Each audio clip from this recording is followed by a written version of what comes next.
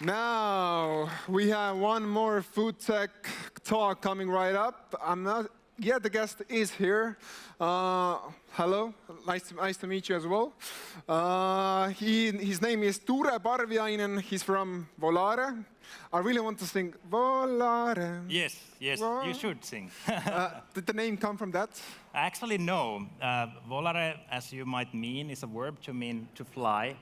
And we want to make this fly. You will understand this joke like in a little while why so, but that's what we do. All right, you will speak about how to feed the world sustainably. Yes. Good luck with that, and the stage is yours. Thank you.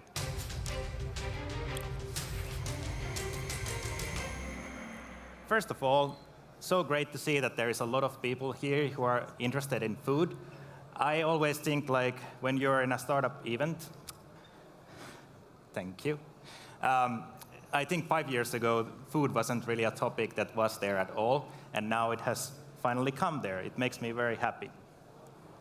Yeah, as mentioned, my name is Tuure. I'm the founder and CEO of Volare, and what we do is that we make sustainable protein alternatives. I know that you have heard about today of two different kinds of, I would say, new type of food, novel food, and it is very important to understand how those are a little bit different from each other. You might remember from the Solar Foods presentation that they will basically not use land, they will use energy and other resources to make the food. So they will basically be an additional production to food production beside agriculture. Then we have vegan cheese, which is basically bypassing the animal sector in food production. So it's, again, more efficient at producing new resources, new foods. And what we do is that basically we make the food sector more efficient. So we use basically byproducts from food industry, and we are able to turn those back into food. So basically we produce more food without the need of increasing the production of agriculture. I really love food myself, and I also love commodities. Those are the two things that I've been always following. And I don't know how familiar you are with what has happened in the food in these recent years. If you look, for example, cereals or oil meals or like fats from plant, there has been a huge increase in price. Basically, major food commodities have become twice as expensive as they were 2 years ago. And this is actually a big change because usually food, it changes like, I don't know, 3 percentage points a year. And now suddenly we are talking about doubling every 2 years. And another thing is that it's not only the food that's getting expensive, you know, also energy and fertilizers are growing more and more expensive. Fertilizers are now 3 times more expensive than they were 2 years ago. And as you know, fertilizers are very vital for traditional agriculture. If we wouldn't have fertilizers, we would only have about 40% of the food that we have today in production. And actually just this week, one of the largest fertilizer companies in Europe announced that they will no longer produce fertilizers because the cost of gas is too high. And you can understand that these will have a significant ramifications of the food production in future. Of course, luckily, Europe is not the only place where you can produce fertilizers, and there surely will be some next year as well, but definitely it will be more expensive, and it will be more difficult to get. So that's a short background of food and what has happened in food and what will happen in the future, perhaps. So my background started basically looking at how we can use different kind of byproducts of food. I was actually in the biogas industry before, and there I saw the immense potential that the different byproducts can have. But actually making just energy out of food, after I just explained that making fertilizers requires a massive amount of energy, it's not necessarily the best way to use those resources. So I was looking at the way how we could basically bring the food waste back becoming food. And that's where I started 10 years ago. So basically, we were looking at insects and we were specifically looking for black soldier fly, which is a pretty amazing insect. It can turn basically food byproducts into protein and lipids in just under 2 weeks. And that's pretty amazing if you think of it. Like, if you think of one growing cycle in the agriculture, it takes 1 year in most countries. So definitely we saw that there is a potential, and basically we collected a team of experts and started actually as a research project first, industrialize the production, make it automated, and also make great products. So basically protein and lipid products out of the larvae of the fly. So, okay, that's a little bit of background. And then the 2 big problems that we aim to solve. So if we look at food production, actually according to FAO, about 1/3 goes into waste. 1/3. That's a lot.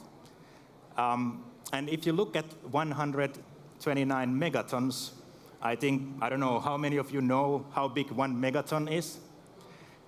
Yeah, it's pretty big. It's a bit difficult to put in perspective, so I always like to do this that, okay, let's take this place. The Tartu's area is about 40 square kilometers. So if we would put that 129 megatons on top of it, how big pile would it be?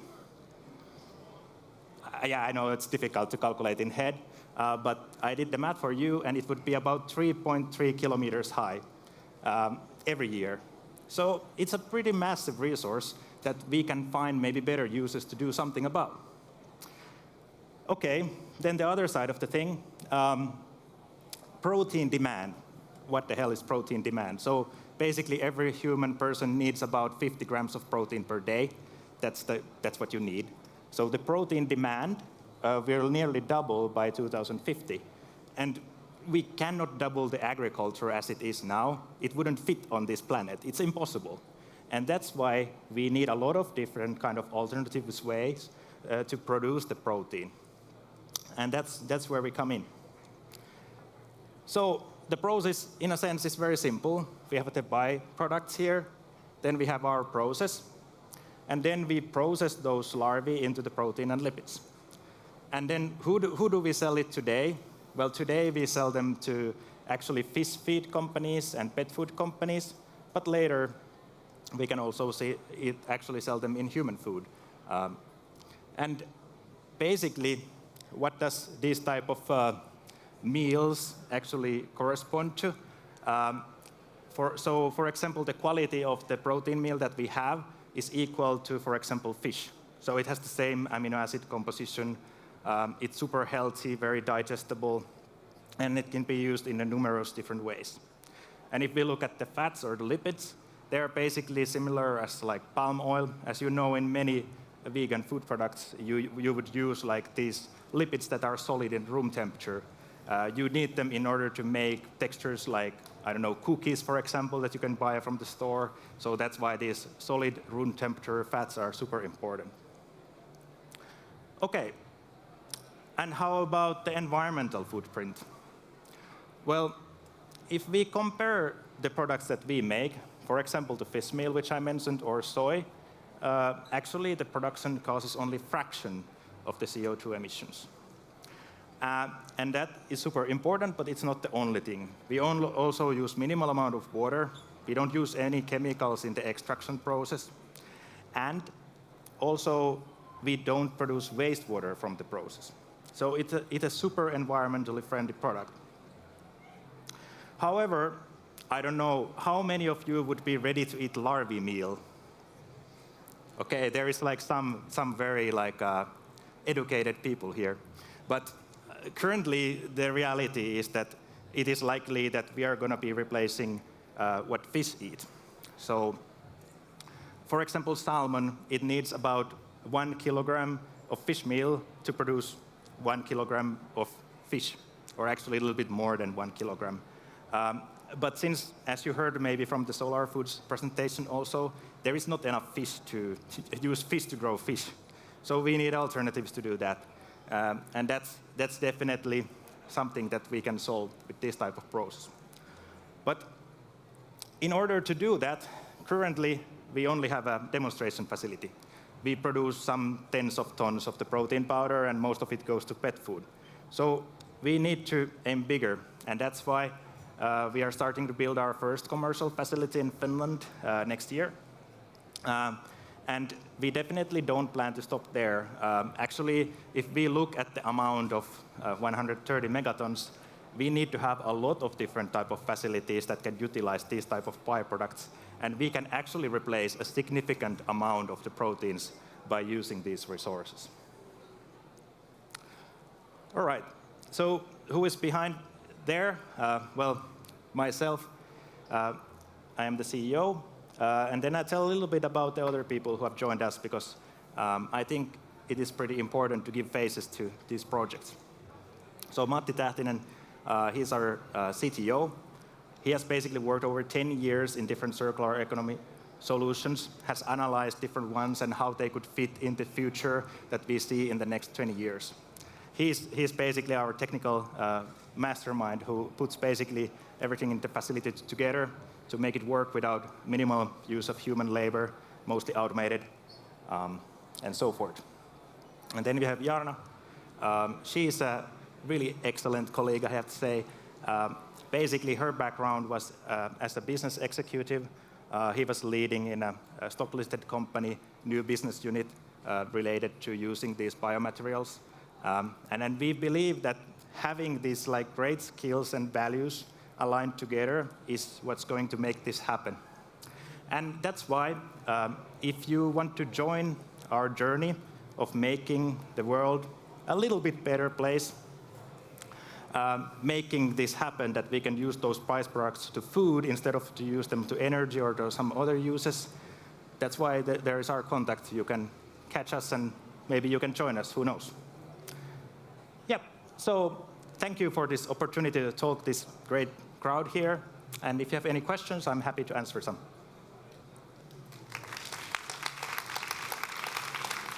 Now, we do have questions from the audience, and if you have more questions, you can ask them on Votimo. I probably pronounced it wrong, but you know.